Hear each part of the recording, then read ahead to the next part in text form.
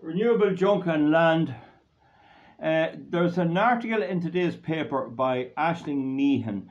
She's a solicitor somewhere over the west or the south of Ireland about the implications of having solar panels on your land for succession. Now, when you have farmland and you pass it over to a sibling or something, you give it as out of what they call natural love or affection, there's very little tax to be paid. There's a relief in that. If they put a big tax on agricultural land, they'd hinder the whole farming enterprise, which they're trying to support to keep the food going and the rural communities. So that's the case there. If it's a commercial enterprise, there's 10 times the rate of succession duty on it. 10 times the rate. Also, there are commercial rates on commercial land. So when you put either solar farms, wind turbines, or anything on land, you change its status. Now, of course, I checked the documentation for many wind farms, including Ra, including her worker, but many others, and Cool, that wasn't built, isn't going to be built, it was refused permission. And I can find no sign of any contracts for the leasing arrangements. In the case of most of them, it's just a bit of paper. It's just a bit of paper like this, and the name, I agree to this wind farm going up. I have never been able to find an actual leasehold agreement. Even though in the accounts of most wind farms, including Ra, the value of the lease is put down at about 42,000 euros, something like that. No, 82,000 I think it is, or more. There's a big value put on the fact that they can go in on the land. But do they have an official lease? If they don't, there's nothing stopping the farmer reneging on it and saying, get out, I don't want you back here anymore. But I know that into your worker, one of the people who took the windmills regretted it, and he tried to block the repairmen going up to the windmills, and a carload of people landed down, lawyers and all, and read him out the law. If you don't get that obstruction out of the way, we'll have you in the High Court tomorrow morning. And he backed down. So it just may be they just signed it without studying it. Anyway, it's the same with the windmills and everything else. The conditions of all those plannings is that after it stops working, or it's the end of its planning permission or its useful life, it has to be levelled out and left the way it was before. So you could get a farmer getting, we'll say, 100,000 euros a year for the windmills on his land or the solar panels on his land, and he saves that up so that after 10 years it's 1 million. He has it all saved. The next thing is the wind farm goes burst. It's very important to understand a limited company is only limited by the value of its shares. If you sue a limited company and it goes bottom up, all you can do is flog off its assets and get whatever little few pound it has in the bank, and that's it. And as wind turbines are no value at all, and the land is in the possession of the farmer, you can't graze sheep or anything like that on it, then it has zero value.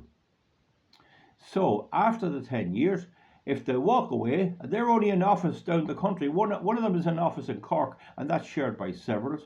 But we don't know what they have companies in London, some of them in the Cayman Islands, somewhere else. Anyway, when you go after them looking for them to take down the wind farm, they can simply vanish into the mist. And the Planning and Development Act is clear. It's the owner or occupier of the lands that is responsible for removing it all. There's nothing about a lease company or anything else. It's the owner or occupier. So that €1 million would only be about a quarter of what could be needed to remove all of this. Therefore, the farmer successor will lose all. And maybe in some of the farmers' lifetimes, they may find themselves having to dig in and losing the whole farm and all, and maybe having to contribute towards the removal of the stuff. Because in the planning permission for Cool Wind Farm, the Planning Act has been amended. Even though the wind farm was refused permission, it has to pay 19,800 euros to the expense of carrying out the assessments on it, even though they got no joy. And so it could be that the removal of the wind farm, if it's not done by the owner of the land, can be done by the local authority, and they can charge the owner of the land, and they can make him pay, and they can take other land and other property and houses and everything elsewhere to contribute to the cost of the land. And that's the way the Planning Act is going. At the moment, the Greens have a big say in government. That could end anytime soon, and you're back to square one. I saw a case of a house in England where this man had a house. It was a semi-detached house, a good house, and he signed a deal with a solar farm company, and the deal was he'd leave it up for, I think it was 40 years, and that he'd pay the rent to them, or that they'd get the rent from the electricity, somewhere like that, and he got a certain amount. But he decided to move house, and when he went to sell his house, he discovered that it was discovered by the buyer that there was a grip on the house. There was a title restriction that the contract for the solar had to be renewed. The new owner didn't want anything to do with solar, but he couldn't buy the house without taking the solar with it. And so it greatly devalued the value of the house. There was a farm for sale in County Clare. I think from memory it was 150 acres of marginal land, and there was a good hill on it and all that. And about 2005, a wind farm was built on it. I knew all at the time. I'm not looking up now, but at 2005, the wind farm was built. And in 2021, it was put up for sale. A farm, a good grazing farm, with a working wind farm, bringing in rent, and the new owner would get the wind farm and would take over all of the responsibilities and the benefits and get the rent, and for the price was being put at 5,500,000. So the farmer in this case, or the landowner, was hoping to get pocket 500,000, sell for the farm, and then walk away from all the responsibilities for the windmills on the farm.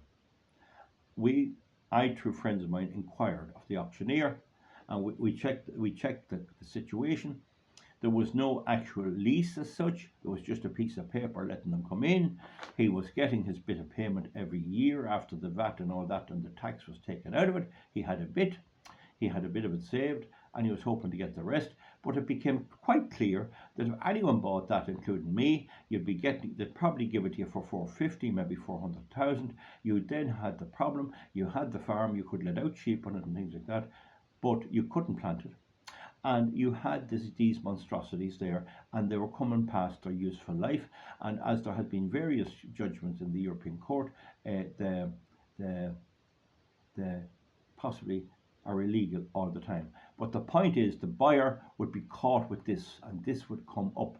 So there would probably be very high tax on the seller because he's selling a commercial property, I don't know. But not so much if you're selling it. It's only if you give it away for nothing that you have to pay this tax. It's gift tax. And so if he sent it to his children, they'd be caught for this. So he may have a children, but it realised that he couldn't leave it to them without massive penalties.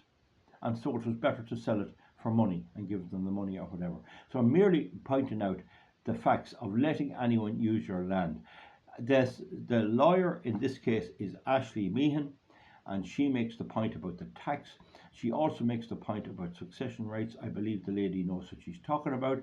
I don't know what paper it's in. I might post a link underneath, but she is warning about this. But the strange thing about energy, as opposed to everything else, most landowners would not let anyone near their land. They wouldn't let you into fish even if it was along a river. Some of them will. And a lot of them wouldn't let you in to have a shot or anything like that. But they're very possessive of their property and and they have this worry about squatters' rights, that if someone gets in on it, they can take it. And that takes 12 years and there has to be no rent paid. So it's not a big deal. A lot of them lease it maybe just for a word of mouth for grass, and some of them never get paid for it. But if it's done through a solicitor, there's a deal. But the point is, there's a contract done by a solicitor. 90% of all serious contracts for land used by landowners, they do use a lawyer, and they pay the lawyer, and the lawyer knows the law on this. But when it comes to renewable energy, solar panels or anything else, it's gung-ho. They have no legal advice at all. And the wind company and the solar panels and all of them, they have all the legal advice in the world. They have all the legal advice in the world. And if the farmer thinks he can compete with his own common knowledge and them, he's making a big mistake. I'll post a few videos underneath. One is a very nice lady in Australia who worked for the wind industry who points out all of this and this to be true and why they don't actually buy the land. How come a wind farm like Rara that can spend 17 million euros on windmills doesn't buy the odd bit of land in the middle of it? If a bit of land came up, they could buy it. It might go 80,000, they could buy a bit of it and have it. They could lease it out then for farming and all that. How come they never actually take ownership of the land? I know no case in Ireland or the UK or anywhere in the world where a wind farm company actually says, right, we'll buy that piece of land there now, €1 million, and they buy it and then put up the wind farms. And the reason is the whole thing is one massive scam. They're not going to keep it, they're going to sell it. They value these leases very high. They overvalue the wind turbines or the solar farms or whatever. But the bottom line is the basic law, as in Solomon versus Solomon, is when you have a limited company, you can fold your tent and walk away. They don't even live in this country probably. They have an office in Cork. They have an office maybe in Dublin. But you wait till you go looking for that. I wish you the best of luck. So folks, if you want to comment underneath, and this particular video, I think we leave it as the last one maybe, or the second last one on this subject for a while, and I will post videos which are relevant, so you may get 7 or 8 really good videos to look at which will prove what I'm saying is right. It's becoming rapidly obvious. It's in a video there by Nigel Farage and many others that what's happening here is one of the biggest scams ever pulled on the people, ever pulled on the people. And here is a heading of the 8th of March in the Irish Independent. If you can read it there. Irish electricity bills are €700 higher than the EU average. So that means that there's some of them €1,000 higher. In other words, they're once €1,000 less. What's happening is that the enormous cost of this useless junk has to be borne by the consumer, destroying our industry with this mad religious green stuff. And if you look at the video from the Australian lady, when the wind isn't blowing, they need the full coal condensing steam plant, big boilers, to power the grid. And then the wind starts blowing and they have to open the valves and let the steam exit out into the air without doing any work. It's been boiled, the water's been boiled by coal, oil or gas, and then they have to release it into the air because they have surplus. They cannot let the fires go down. It takes too long to start up the boilers. They have to keep them hot, and so when they keep them hot, they have to let the steam get out. The result is they have to pay the windmills for the money, and they have to pay the coal, oil and gas to keep steam generated to blow off into the air. And they also deal there with the subject of constrained payments, paying windmills to produce nothing. And it's in one of the videos there that the wind farms are allowed to state how much they would make if the wind was blowing, not what they did make in similar conditions. And so they get paid constrained payments for never producing anything. That amounted to £9 million in Scotland a few years ago. So talk about a Ponzi scheme and a rip-off and an assault on the environment by the elected representatives of the government that do all this. Folks, that'll do for now. We'll see you back for something else. 7 is the highest in Europe. I'll just read a bit of it. Ireland has maintained its position as having the most expensive electricity in Europe. Prices here are around 2/3 higher than the EU average. 2/3 higher. It means a typical Irish household pays nearly €700 a year more, despite falling prices in the past year, according to the Household and Energy Price Index. Dublin and London are the most expensive cities for household consumers in Europe, followed by Prague, Berlin and Copenhagen, the study found last month. Folks, give me a thumbs up or a thumbs down, and we'll see you back for something else soon, very soon. Thank you very much.